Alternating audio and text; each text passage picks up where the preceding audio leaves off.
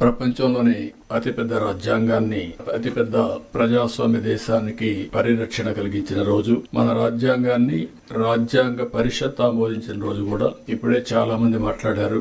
భారత రాజ్యాంగ నిర్మాత డాక్టర్ బిఆర్ అంబేద్కర్ సారథ్యంలో 2 సంవత్సరాల 11 నెలల 18 రోజుల పాటు సుదీర్ఘంగా ఆలోచించి రాసినటువంటి రాజ్యాంగం.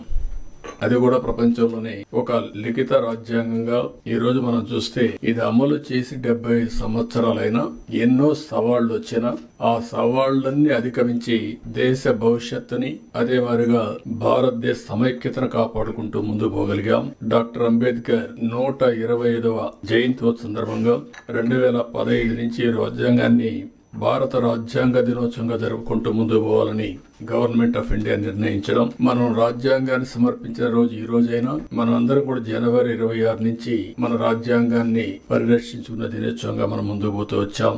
అయితే ఈ రోజు మనం దీన్ని ఒక 2 అకేషన్ లో గుర్తు చేసుకుంటున్నాం. స్వాతంత్ర దినోత్సవం జరుపుకుంటున్నాం.